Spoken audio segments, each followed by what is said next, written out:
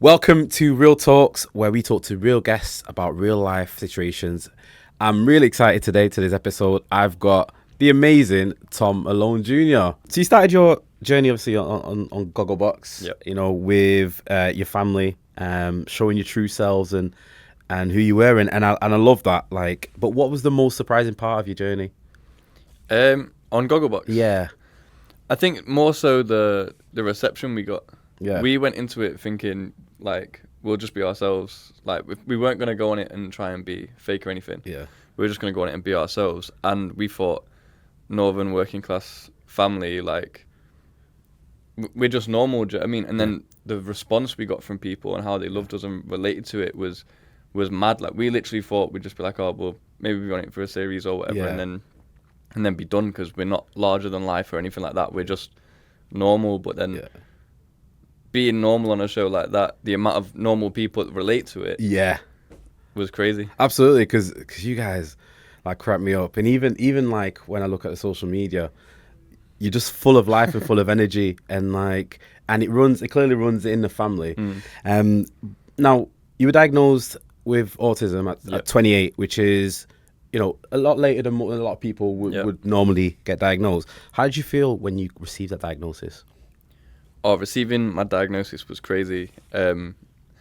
A lot of conflicting emotions. Yeah, It was a long process. Like it's not a quick thing. It's a Yeah. long process to get diagnosed.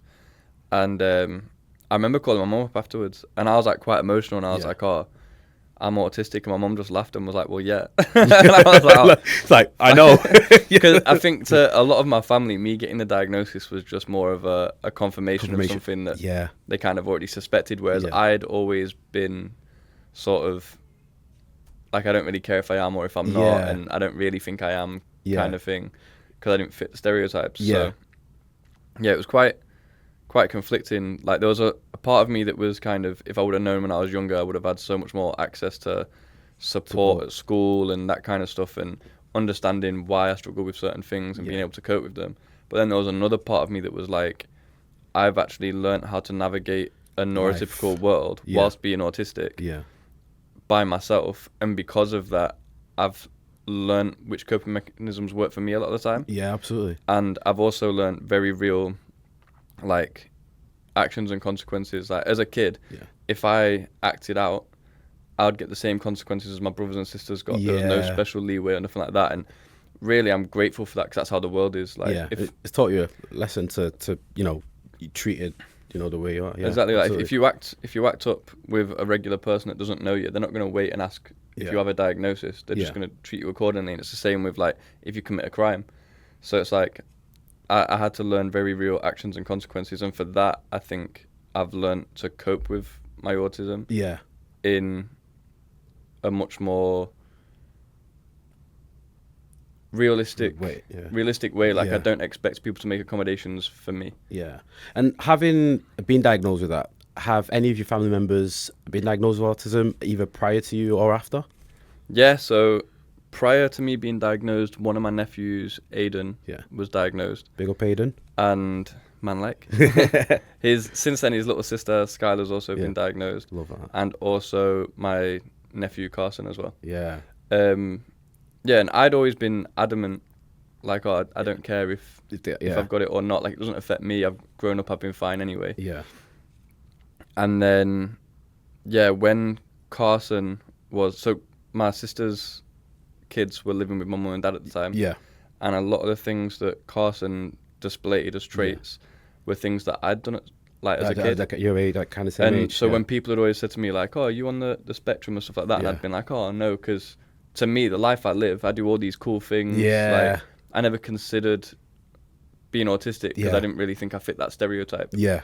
which obviously is just a stereotype. That's it, the stereotype and the stigma, isn't it? Yeah, absolutely. But then, so I didn't really care for being diagnosed. I was like, if I am, I am. If I'm not, I'm not, but I'm fine. Yeah. And then with him being diagnosed, like in the process of it, I thought, let me find out, because if I am, Yeah. then for my nephews, Aiden, Carson, Yeah. and then obviously Yeah, now there's Skylar as well. Yeah. It's like I can kind of be like a person for them, where if they're struggling with something, Yeah. they know they've got an older family member that can relate to it, Yeah. or can set an example for them of you know, if you want to achieve certain things, Yeah. you can still do it. Don't think that because you're autistic, people Yeah. can put you in a box and say you can't do this and you can't do Yeah. that. If you want to do it, you can still do it. So That label can't stop you. Yeah. exactly. And of course, there'll be certain things that you struggle with Yeah. that don't allow you to achieve Yeah. Absolutely. certain things. But if it's something you can push through and you really want to Yeah. do it, it's worth putting in that effort because Yeah. people can't put you in a box. The stereotypes and the stigmas don't fit everyone. No, absolutely. And it's such a key point that, you know, you mentioned as well, because, you know, having somebody to look up to who can, you know, help you and kind of guide you is important. And like on a personal note, like my son was diagnosed with autism, and honestly really appreciate the video you did for him, and it really taught him to actually be limitless. And on that point, I love your social media and how you educate, you know, people on social media. What's your strategy, and why do you educate them in the way that you do? And I want to know, kind of delve into how your thought process works. For me, in terms of like my autism content on socials, there's a very fine line between I don't want to come across as poor me because I'm autistic, and I also don't want to come across as trivializing it. Yeah, of course. So there's a very fine line in the middle where I want to educate people on the very real things we do struggle with, and you know, the traits and ways things can be made better, and people can be aware of autistic people and the things that we struggle with. But at the same time, I think it's great that people can have little jokes at our differences and stuff. So if there's something that we do, or like, obviously we're all different, so not everyone will do it, but if there's something that autistic people typically do that's, you know, funny, then it's funny, and we shouldn't shy away from it, because it's like, you can't laugh at that, it's autism. It's like, it's part of human nature. We find joy in things that, you know, might not always be like hilarious, but it's like, you've got to find those little joys, because it's fine to have a laugh and joke at yourself sometimes. Yeah, absolutely. You can't take life too serious. So I think I try and keep my content bordering that line of, it's educational, but I'm not out here asking for sympathy or anything like that. I'm just letting you know the things that might that autistic people might struggle with. But we can laugh and have fun and stuff as well, because definitely we're the same as anyone else. 100%. Yeah, I mean, we need to have that. You know, it's people are so scared to offend because they might, you know, because they're laughing at the content, but you know, you have to keep it real, and I love that about you, honestly, and it's so powerful, and it's intriguing. How do you deal with and what's your reaction when you deal with certain like negative messages? What's your first thought process when that happens? Oh, the trolls. Yeah, the trolls. I love the trolls. I love that. I love the trolls.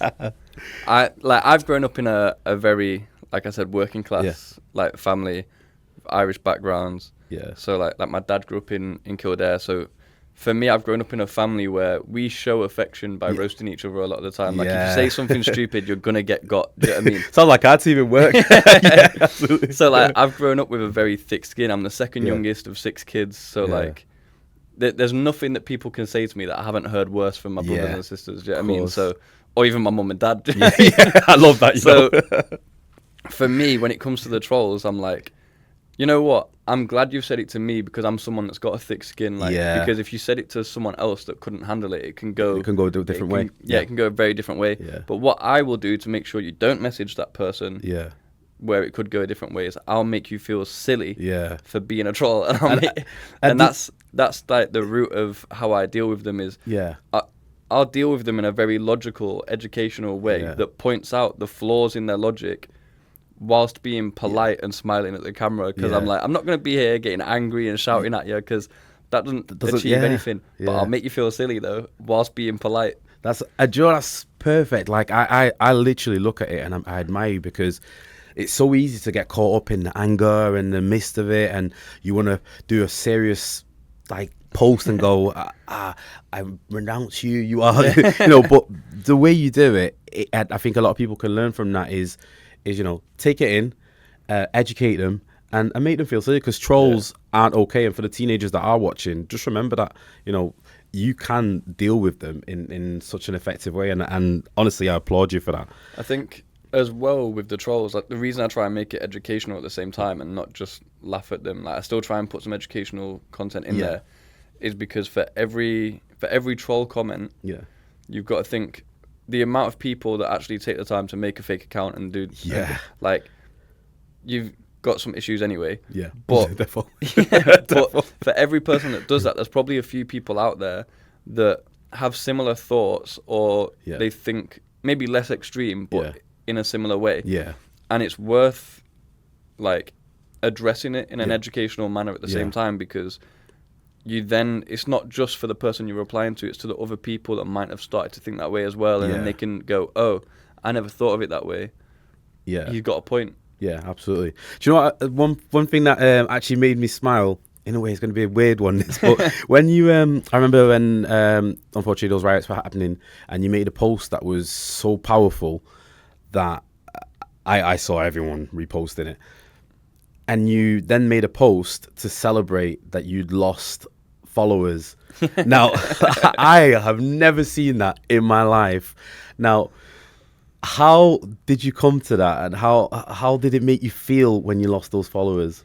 Oh, I knew it was going to happen anyway. When I did the original post, I knew that, like, because the country was so divided at the time and stuff, with the stuff going on with immigration and the riots, I knew that there was a certain demographic within my followers that would probably not like it. And I knew I was going to lose followers. But it was something that I'm passionate about anyway, so I had to say it. But for me, in terms of losing those followers, I was like, let the trash take itself out. Like, that's not the community I'm trying to build. So I would rather have, and I lost like over 500 followers that night that I posted it.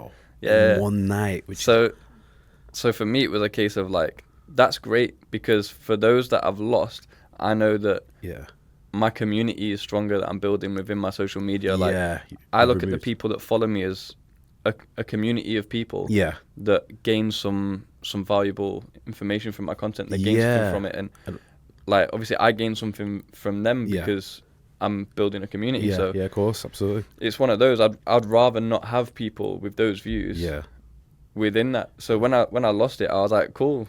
See you in a bit. See you in a bit. Yeah, and you know, that's such a powerful way to react, because a lot of people would go, oh, I built these followers, and you know, and I just loved it. I was sat there, I was like, I'll celebrate my dream. If I lost 500 followers, I wouldn't have any left, but I would still celebrate that. That is so powerful, and I think it's an interesting way of looking at it as well, because a lot of people think that losing followers is everything, but if you've got a certain view, you don't change and veer from that, and I love that, which takes me to talk about I want to know who your biggest inspiration is throughout your whole journey, whether it's life, whether it's dancing, whatever it is you do. Who's your biggest inspiration? In life, I'd have to say my granddad Sid. Big up Granddad Sid. Love that. Granddad Sid, what a guy. He passed when I was 6 or 7, like very young in my life, but the impact he's had on my life is crazy. So I used to go around to my grandma and granddad's house, and he had a whole wall that literally from the ceiling to the floor was just LPs. Wow. All different kinds of music, any genre you can imagine. He just loved music. So and the way music's influenced my life is crazy, and like I've got like some of my earliest memories of being sat on his knee and him playing me music. And I think that, plus his relationship with my grandma, like how solid they were, like them to me is the epitome of what a relationship should be. Like, that's you know what I mean? So you look at it and like, that's a staple. That's his wedding ring. Or his wedding ring. Okay. Wow. But yeah, for me, I'd say he's definitely one of my biggest inspirations in life, in just terms of like, obviously as well as my dad and my granddad Ned as well. But like, because I think he passed so young, I always felt that really strong connection to him, and kind of just how to be a man. Like, for you to be so young and remember, and you know, and someone had such an impact on you in such a short space of time is powerful, you know, and definitely, like, do you think it shaped you in terms of your resilience as well, and how you are as a person? Yeah, 100%. I think I'd say more so in terms of resilience and stuff, because his impact was huge for me being young. But as I've got older, I dealt with a lot of resilience as I got older, so he wasn't really around for that. But in terms of that, I think my dad and my dad's side of the family, like, my dad is super resilient. Like, it's the Irish, innit? The Irish, like, and knowing like, obviously when the Irish came here, the stuff the Irish dealt with and stuff like that, and also like Muhammad Ali, I'd say as well, was a huge inspiration for me in the way like he stood on business and was like, this is what I believe in, and no matter what you take away from me, you can't take away my principles as a man. Yeah, that's it. I think obviously my dad has very strong morals. I boxed when I was younger, so Muhammad Ali was a big influence, and I think that's something that I've always kind of brought with me, is that no matter what you think you can take from me, you can't take away my integrity as a man. Do you know what I mean? That's it. That's yours to keep, and that's so important to have. It's so important, honestly, when you talk about, your dad coming over and obviously coming from Ireland, and at that time it was no Irish, no dogs, no blacks. Yeah. And that was a big, thing, and it's still something that, those communities still struggle with. So do you think that's where your passion comes from into talking about diversity as well? Because I know you're very into diversity and making a difference. I've grown up in a very multicultural part of Manchester, and I've grown up dancing. So when I was like the only white kid sometimes when I would go to dance classes and stuff, like one of the schools that I went to was very, very multicultural. Like I've grown up in a multicultural world. So for me, and on top of that, a lot of my mentors in life are like black men and women, people from all backgrounds. So for me, I get that I'm Irish, and at certain times Irish people had issues, but when people look at me, they just see a white kid. Do you know what I mean? And, like they don't know my surname or whatever. They just see a white kid. So growing up and seeing that if I went in a shop with my friends, my friends would get followed around the shop, but I wouldn't. Security, And a lot of the time we're dressed pretty much the same because we're all going dancing together and stuff. Like it was just weird for me, and it never felt right for me that people that I look up to and people that I'm around and that I look at as just my peers, that my life seemed to have more value than theirs did. Do you know what I mean? And somebody sit right with you with that. That's never sat right with me. So if I can be someone that has that level of privilege, that I like, me having that privilege means that I kind of have a duty to stand up for the people that don't have that privilege. Do you know what I mean? So for me, it's like it don't feel right. So I have to address it. Yeah, definitely. And if I didn't. Like, back when my granddad came here, I would have loved people to stand up for him. Yeah, do you know what I mean? Yeah, to do people it for that have that privilege to stand up for him. So for me, I'm like, I should do that for them. No, and I rate that highly because that's being an ally, and a lot of people don't know how to be an ally. But we're in a time where I feel my duty is the same. If I'm surrounded by people of my color, and there's somebody that isn't my color and that being affected, I have to say something. I have to, and I think that's what's been so powerful on your social media, seeing just so much of you standing up for for what's right, and I think a lot of people can definitely take from you. I want to touch on obviously your career as a dancer. I'm in awe. Like I've seen, I used to think I was a good dancer. Then I watched you and I'm like, yeah, okay, I'm not. I'm all right. I'm all right. How did it start? And obviously, I know you spoke about your granddad and the music that he played. How did it start? And what's been your biggest achievement, would you say, in your dance career? So dancing for me started when I was 6. And it literally didn't start for me. It started from my sister. My mum had always wanted to dance. Then my dad found out from someone at work a place where my sister could go to learn tap and ballet and stuff. So it took her along, and because I'm younger than her, my mum just had to drag me along as well. So I'm sat at the back and I hear the music play and I see them doing exercises or not, and I just started joining in. Love that. So literally, I'm sure the teacher was like, hang on, he's not paid. But I just started joining in, and obviously my dad, for people that know my dad and have seen him on Gogglebox, so he's a very like man's man, like kind of thing, lorry driver. So my mum like brought me home. She said to my dad, like not knowing how he'd react, because obviously there was a lot of stereotypes about dancers at the time as well. She said, I think Thomas wants to dance. And credit to my dad, he just went, okay, so how much is it? Like, let him dance instead. And my mum was like, it's fine. And he was like, like, of course it is. That's it. Because my dad's approach has always been, I'm not going to let like my kid grow up and turn around to me and be like, I could have been this and you stopped me. That's support. That's so real support. And my dad worked 7 days a week every day of my life from like me being born, like to make sure that we had opportunities that he didn't have when he was younger. So like I was dancing and boxing 7 days a week. Like I was always doing something. So love to my dad for that. Big up pops. That's how it started for me. I just, because of music, I couldn't help but move to it, so I just started joining in. My biggest achievement in dance would be when I performed at Jingle Bell Ball. Jingle Bell Ball. Yeah. Now, right, I'm going to spit some knowledge here. You came out on the toaster, right? Yep. For those who don't know, the toaster is that stage lift that lifts you up. I know this. Talk to me, right, through your feelings through that moment. How did you feel when you first came up and you're on the stage? It was imposter syndrome. Yeah. I remember, so I'm underneath the stage, and as it starts to rise up, I see how big it is. Yeah. And I'm coming up, and there's lights flashing, like there's people cheering, and literally in my head, I'm just thinking, who do you think you are? Who do you think you like? How did you end up here? Who do you think you are? I'm like, there's no way I'm here right now. Like, I've ended up here. Center stage though. Yeah, and I'm like, what is going on? But yeah, like 100%, that's my biggest achievement. Yeah. That day, I became the first solo dancer to perform to a sold out Wembley Arena. Class. Honestly, that, like, how many people were there? I think, was it 16,000, maybe more? That's amazing. That's like, that must have been like adrenaline rush.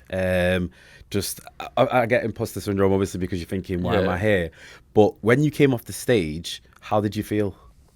Oh, it was crazy, like ecstatic. Adrenaline was mad. Yeah. And like I opened the show, and then I also went on to was it 2 acts before the end? On one day it was just before Stormzy, who was the headliner. Yeah. And on the other day it was me, then no, it was Lewis Capaldi, then me, then Coldplay. Sick. And as I'm waiting behind stage, Lewis Capaldi walks past. Yeah.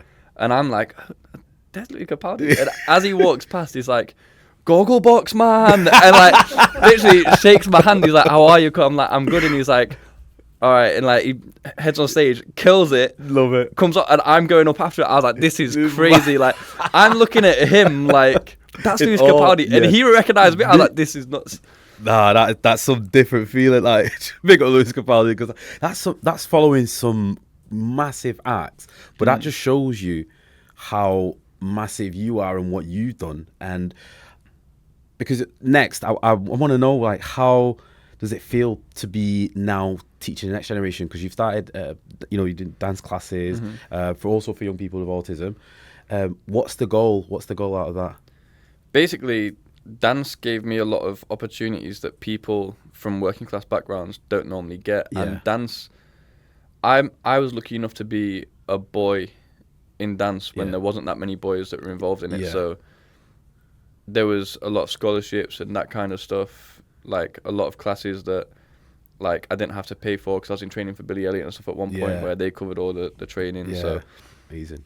it was like I got a lot more than what most working class kids would get, which meant I got a lot more opportunities. Yeah. And on top of that, I'm from a 2-parent household, like so my mum could take me to all these places while my dad worked. So of course. I'm privileged in that sense. There's a lot of people from the same background as me that don't have a 2-parent household, that don't get those scholarships and that kind of stuff. So for me, it was my way of being like, I've been able to change my life through dance and through something I'm passionate about. And if I can give those opportunities to other kids that are like me, then I kind of owe it to give it back. Yeah.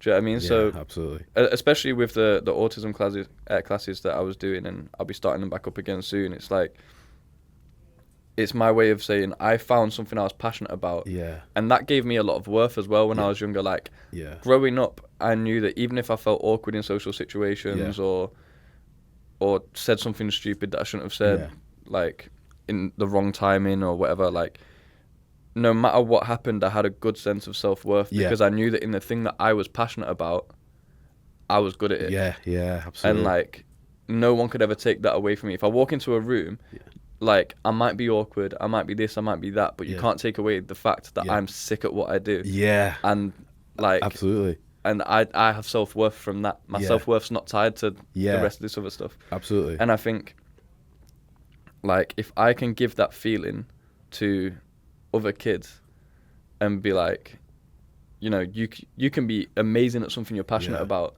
then they won't have to struggle with their self-worth. Absolutely. And I think that's a big thing, especially because the leading cause of death in autistic adults, especially lower support needs autistic adults, is suicide. Yeah. So I think giving people a strong sense of self-worth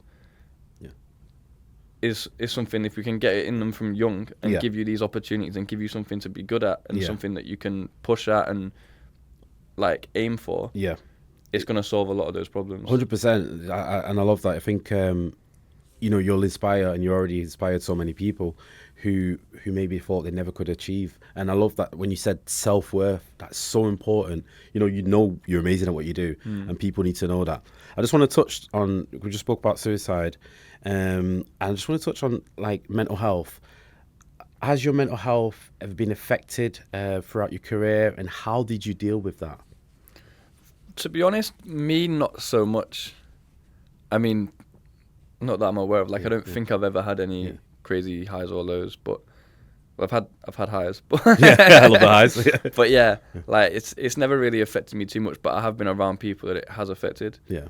And I think everyone that I know that it has affected, the minute that they speak to people about it and they're open about it, you can almost see the weight be lifted off their shoulders in that moment, that they're just like, you know what, this is who I am, this is what I'm going through, and I'm comfortable with that. Yeah, absolutely. And it helps them massively. Absolutely. And that's again advice for allies: just listen out and keep an eye out for people that you're close to. Let your friends know that there's an option there. Like it's not just a case of when they come to you, listen out.